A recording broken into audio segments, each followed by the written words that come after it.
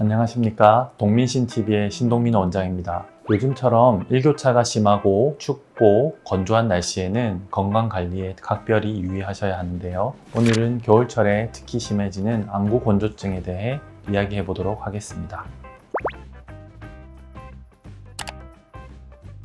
눈물막은 눈을 촉촉하고 부드럽게 하는 역할 이외에도 안구 표면에 매끄러운 굴절층을 형성해 사물을 깨끗하게 보는데 도움이 됩니다. 빛이 우리 눈으로 들어올 때 가장 먼저 지나는 곳이 눈물막과 각막입니다. 눈물막은 그 자체로도 빛이 선명하게 눈으로 들어오게 해줄 뿐만 아니라 각막을 투명하고 매끄럽게 해줍니다. 따라서 안구 건조증이 생기면 건조한 증상 외에도 눈물막이 파괴되어 안구 표면이 불규칙해지므로 상이 번지고 흐리게 보일 수 있습니다. 결국 안구 건조증이 있어도 시력 저하와 같은 시각 증상이 흔히 발생합니다. 안구 건조증의 원인을 크게 두 가지로 나눌 수 있습니다. 첫 번째는 눈물의 생성 부족이고 두 번째는 눈물의 증발 과다인데 안구 건조증 환자분들 중 눈물 증발 과다를 가지고 있는 분들이 대부분입니다. 눈물 증발 과다의 원인들 중에는 눈꺼풀에 있는 마이봄샘의 기능에 장애가 생겨, 즉 마이봄샘에 염증이 있거나 배출구가 막혀 눈물의 건강한 기름층 형성이 잘 되지 않으면서 눈물이 쉽게 증발하게 되고 이로 인해 건조증이 유발됩니다. 동시에 건조한 안구 표면으로 인해 마이봄샘 기능 장애가 더 악화되기도 합니다. 따라서 안구 건조증을 치료하려면 마이봄샘의 기능을 회복시키는 게 중요하고 여기에 온찜질을 포함한 눈꺼풀의 관리가 효과적입니다. 눈꺼풀을 따뜻하게 해주면 굳어있던 기름이 녹게 되고 기름샘 입구도 넓어져 나쁜 기름이 잘 빠져나가게 됩니다. 눈 전용 찜질 도구를 이용하여 40도 정도의 온도가 유지되도록 하여 15분가량 온찜질 해주고 이후 눈꺼풀 전용 세정 제품으로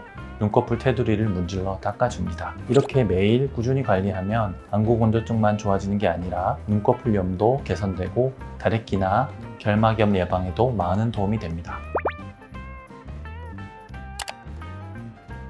많은 환자가 인공 눈물을 꾸준히 사용하면 언젠가는 안구 건조증이 없어질 것으로 기대합니다. 그러나 안약 저만으로 증상이 쉽게 호전되지 않고 장기간 지속적으로 저만하기도 어렵고 안약을 저만해 증상이 호전되면 투약을 게을리하기 쉬워 증상이 재발되곤 합니다. 안구 건조증은 완치가 쉽지 않은 만성 질환으로 치료를 한다기보다 꾸준히 관리한다고 생각해야 합니다. 자신의 안구 건조증 유형을 알고 그에 맞는 관리법을 익혀 일상생활에서 늘 실천하는 것이 중요합니다. 그리고 안구 건조증에는 약물 치료보다 생활환경과 생활습관의 개선을 통한 예방이 중요합니다. 먼저 안구 건조증을 악화시키는 요인을 피해야 하는데 자극성 눈 화장품이나 세면용품, 에어컨이나 선풍기를 오래 사용하거나 자동차 히터나 온풍기를 너무 세게 사용하는 경우, 겨울철 아파트와 같이 건조하고 밀폐된 공간에 오래 있으면서 환기를 소홀히 하는 경우, 장기간 소프트 콘택트 렌즈를 착용하는 경우 등이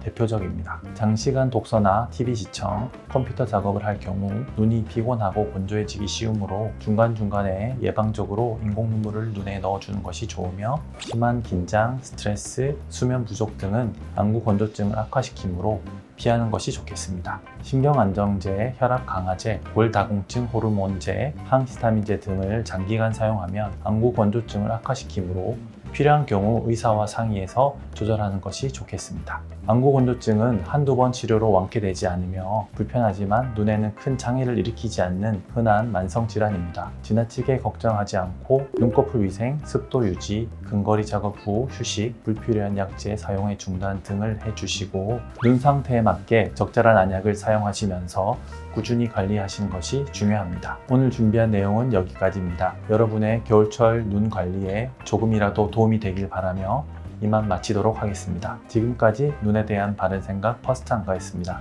시청해주셔서 감사합니다.